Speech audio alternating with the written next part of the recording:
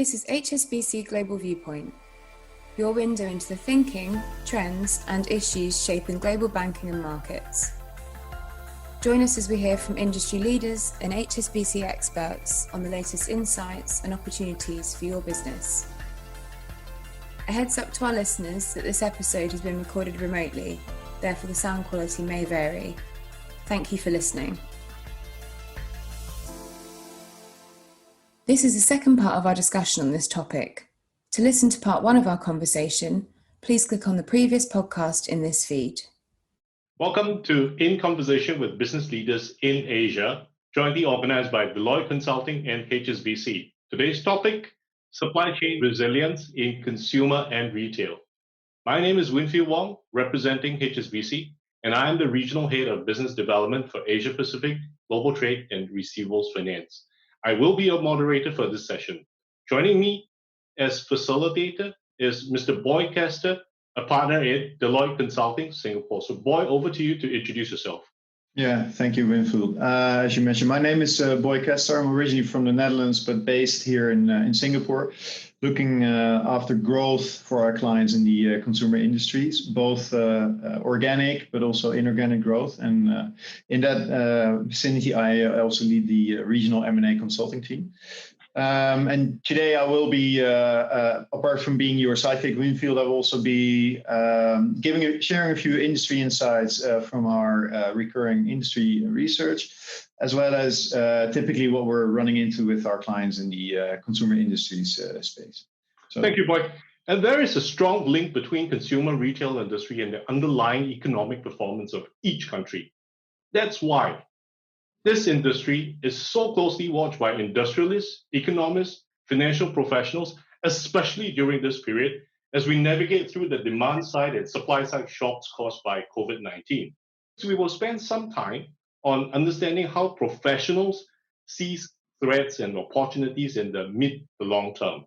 And finally, in the concluding segment, we can expect some recommended key actions from our industry experts. So now, speaking of the professionals and industry experts, we are extremely privileged to have three distinguished guests joining us in our panel discussion. And allow me to introduce first Mr. Apurv Gupta, Head of Procurement, Asia Pacific, Kimberly-Clark. Next, we have Mr. Hamyan Maja, Head of Sourcing and Procurement for Asia Pacific, Cargill. Last but not least, we have Mr. Amir Mahdi, Director of Supply Chain for Fonterra. Now, let's move on to the second section, which is threats and opportunities. Boy, can I trouble you to set the scene? Yeah, no, thank you, Winfield. So I think one of the things that we're seeing in the client landscape right now, and I think everybody would agree that it all comes down to prepare for a rocky ride ahead, and being agile and being able to adapt to what's going to happen next, because nobody really knows how long this is going to take, whether there will be a vaccine, and what the impact of the vaccine will be.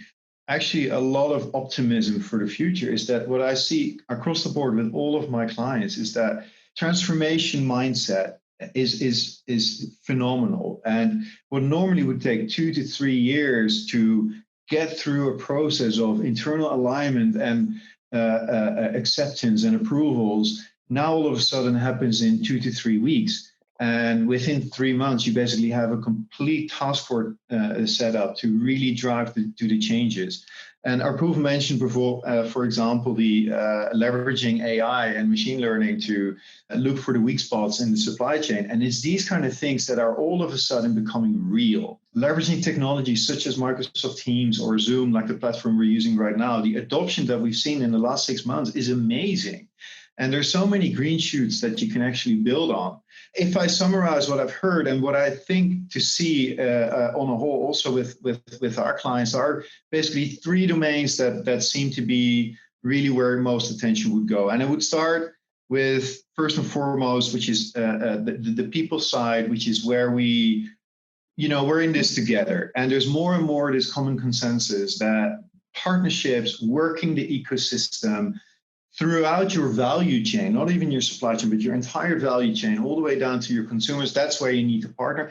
But this also requires a certain agility. And we really see a lot of questions currently around remote working, but also health and well-being of your staff, where normally there's the social cohesion coming from being in an office. Now you all of a sudden need to do team drinks via Zoom. And we'll get there. We're still adapting, we're still learning, and everybody's learning. So it's also, in a way, again, it's quite an interesting journey that we're on. The second thing that I see really is is the whole digital adoption. And it's not only the Zooms and the Teams and those platforms, it's also leveraging this big data, machine learning, AI, really in predictive modeling. Where can we improve? And we see a lot of things going on there right now. Often also with the enablers of the big, the AWS, the Azures, the cloud players, making stuff possible, which usually would be much harder. And I think the third one, and that is, again, a bit of a mindset thing or a perspective, and which is around cost optimization and transformation. We do see reallocation of capital assets. We see currently the M&A market is also picking up, and there is just a different perspective on the market. And I think on a whole, I am cautiously optimistic that we've found a new sort of equilibrium, at least for the next couple of months, to make sense out of everything that has happened to us, and actually make this a little bit for the better going forward. And nobody's sitting still, nobody's waiting. And I think this is maybe also a nice way to pivot to our panelists to see how they are looking forward and the kind of the strategic initiatives that they're driving forward. Yeah, that's a nice one, Boy. Thank you very much. And I can't agree more with your point on digital adoption. And that's one area that I'm really keen to hear from the experts in the industry. The question that I would throw to the experts here is, what strategic initiatives have you launched to detect and respond to potential upcoming threats and or identify new opportunities? So you can touch on AI, big data, e-commerce, and Approve. I know you talked about e-commerce earlier, so I'm going to hand the first question to you. So Approve, your views. Wonderful. Thank you. So, great points made by Boy. And, before I start talking about the strategic initiatives, for the supply chain, let me first talk about the strategic initiatives for our employees, which is a really fantastic point Boy just made.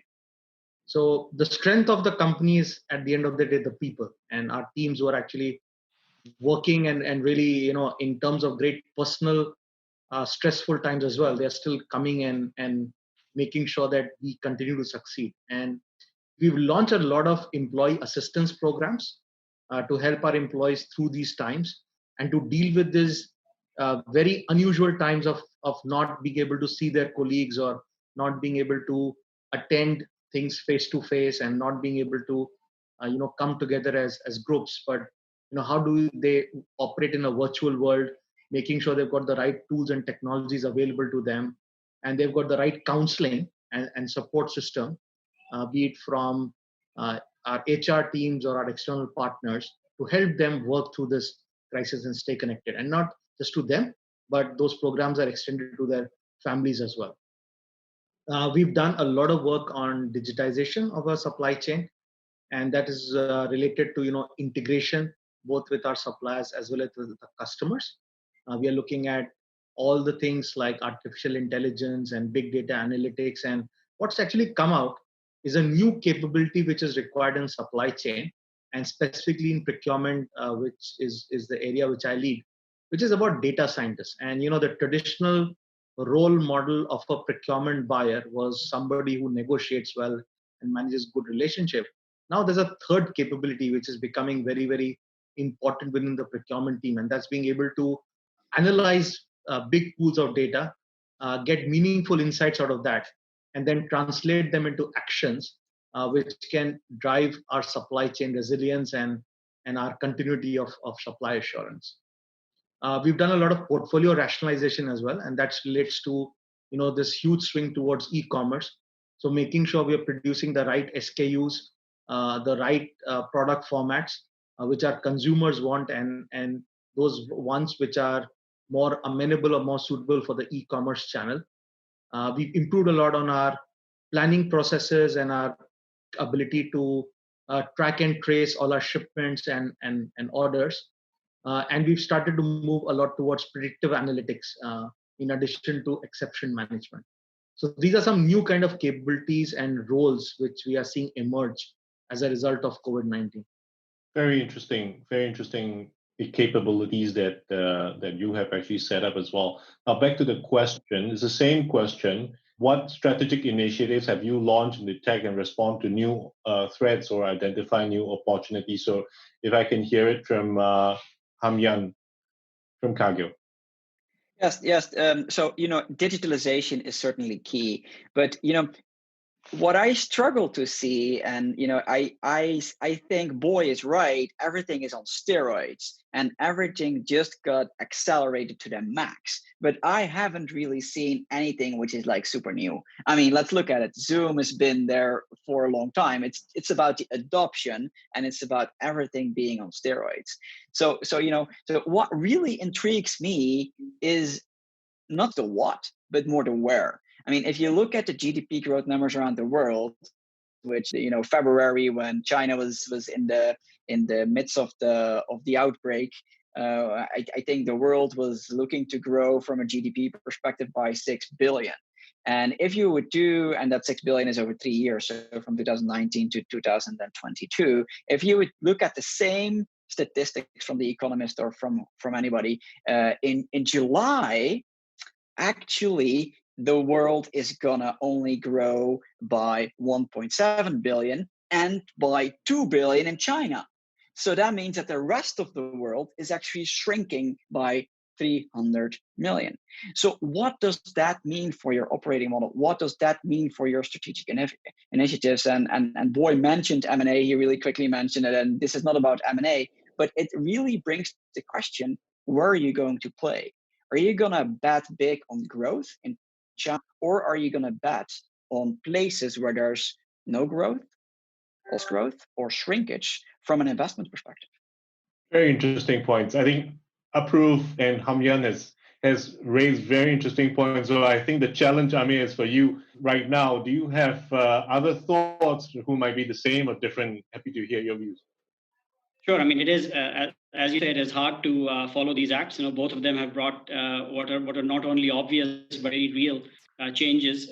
I think one thing that has happened, if I would just add on the digitalization, is a lot of people who were doubting or not believing, we have converted them. So they're now on board. So that's definitely happened. And Fonterra's digital supply chain transformation, in fact, the business transformation started some time back. So we are reaping those benefits. But keeping both the points that Hamyan and Apurva made in the backdrop, I want to talk a little bit about, for us strategically, once the dust settles and the new world manifests itself, is about, number one, building trust. Now, you can do it using digital, because when a pandemic happens, it's every man for himself in the beginning. And that's what you see what suppliers, customers, and everybody starts to do. At a consumer level, it's about pantry loading, but at a company level, it might be something completely different. Is you've got to build trust, both internally and internally. When you make a delivery promise to a customer, they stop panicking. You got to build that trust with your employees that we're all in it together. So all these things about well-being that Apurva mentioned, they are very important. And digital and other things then become vehicles to execute these new ways of working. They're not necessarily even operating models. You just heighten the awareness that we got to be more sensitive, and we got to approach it together rather than the way we used to work before. We are also working very closely with these other stakeholders that have suddenly become very important or more important, which are your regulators and your government bodies.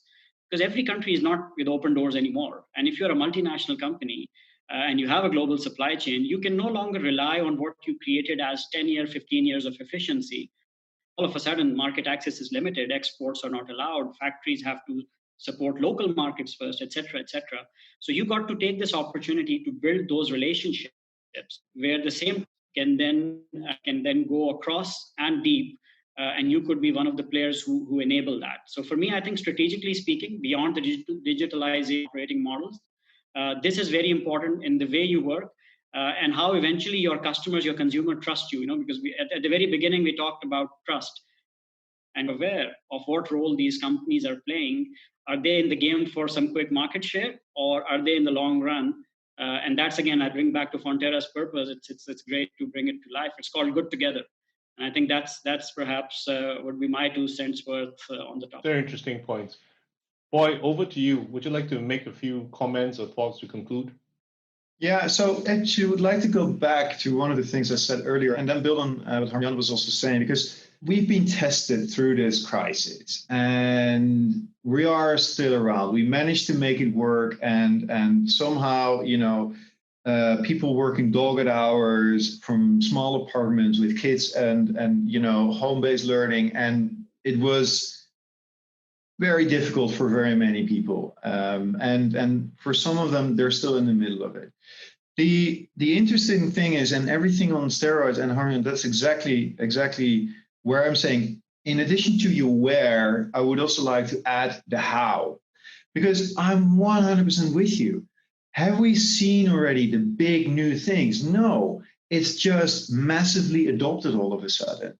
And it is all of a sudden really about just doing the same things in a different way.